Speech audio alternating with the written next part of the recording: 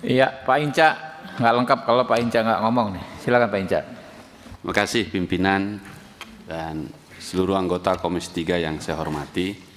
Saya singkat saja kalau boleh nanti TikTok sedikit saja pimpinan ke yang Net 89. Kalau saya tidak salah waktu kita rapat kemarin, tim kuasa hukum tersangka itu mengatakan telah mendapatkan kuasa penuh untuk menjalankan restoratif justice-nya.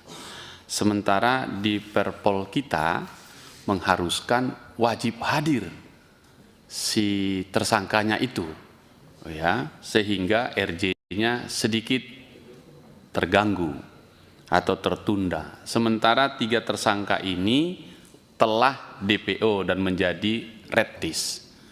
Saya kira teman-teman di Kasubdit yang menangani ini sudah pas meletakkan aturan main itu. Nah, saya hanya ingin mengkonfirmasi ulang apakah benar seperti itu sehingga RJ itu menjadi, kalau saya bilang sulit dilakukan atau tidak dapat dilakukan karena si pelakunya itu dalam posisi DPO atau red notice. Mohon pimpinan di TikTok dulu sebelum saya lanjutkan. Tapi dulu Pak. Baik, terima kasih.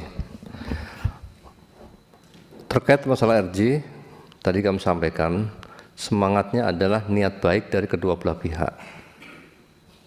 Itu di khususnya RJ di kepolisian. Artinya antara korban dengan pelaku sama-sama berniat baik untuk menyelesaikan. Dan kami memohon kepada dari pihak kuasa hukum untuk menghadirkan kedua belah pihak supaya tidak muncul permasalahan di kemudian hari. Pada saat menandatangani perdamaian, bukan kuasa hukum yang menandatangani, tapi pihak tersangka. Tersangka menandatangani dengan korban, sehingga dua-duanya deal selesai. Sehingga nanti di kemudian hari tidak ada lagi permasalahan pada kami terutama penyidik. Jangan kita sudah niatnya mencari barang bukti segitu banyaknya, kemudian kita bantu untuk restoratif justice, nanti kembali kepada kita sendiri kalau terjadi masalah. Untuk menghindari itu, makanya kita minta supaya niat baik, silakan duduk. Aset banyak kok, nggak usah khawatir.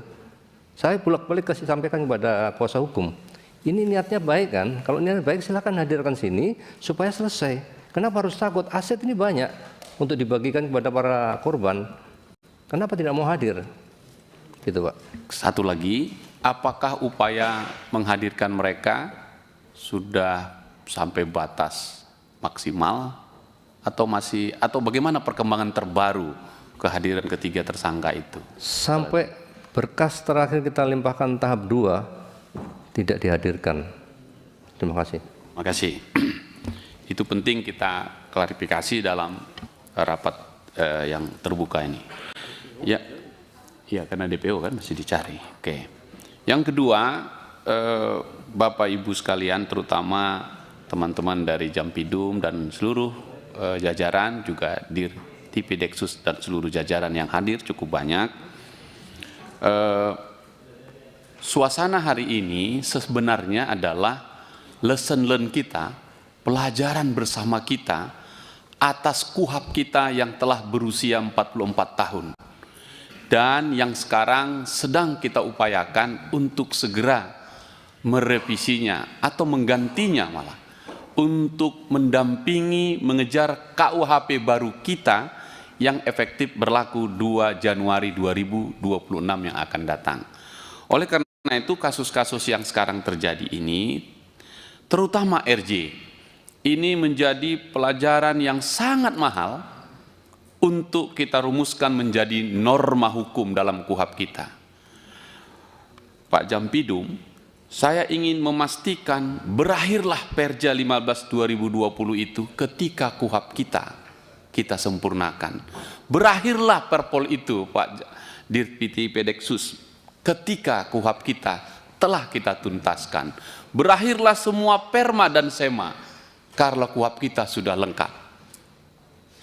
Seluruh aturan acara itu tadi kan mau niatnya melengkapi kekurangan-kekurangannya di KUHP. Nah, oleh karena itu, salah satu yang saya ingin garis bawahi masukan kita, terutama dari teman-teman Tipideksus ya, yang akan melibatkan LPSK. LPSK ini, karena ini korbannya kan banyak sekali nih, yang tadi kita cerita ini banyak sekali dan uangnya pun besar sekali. Supaya LPSK itu betul-betul bermanfaat, kita hadirkan melindungi korban dan juga saksi-saksi nanti yang dihadirkan. Jadi saya ingin mendorong baik Jampidum maupun teman-teman penyidik di kepolisian maksimalkan LPSK itu, karena itu instrumen kita supaya dia sama-sama berimbang dan menjadi transparan gitu. Jadi saya berharap sekali lewat pimpinan kasus yang kita angkat ini selesai persoalannya, tapi juga pelajaran paling mahal untuk kita masukkan di KUHP kita. Termasuk sahabat-sahabat semua para advokat yang mendampingi masyarakat mencari keadilan, Anda juga ikut bertanggung jawab memberi masukan norma-norma hukum yang Anda hadapi supaya tidak terjadi di lain waktu. Pada advokat, ini pariban saya Boru Lubis, teruslah berjuang. Ya, jangan menyerah ya, kita dorong betul supaya ini tuntas. Terakhir pimpinan, kepada DNA Pro ini, saya ingin mengapresiasi lah Pak Jampidum ya. Kira-kira begini nih pesan Ramadannya. Dari mana datangnya cinta? Dari mata turun ke hati. Dari mana datangnya rasa gembira? Dari Jampidum ke korban DNA Pro melalui Komisi 3 DPR RI. Terima kasih pimpinan. Keren kali ya, Stefano.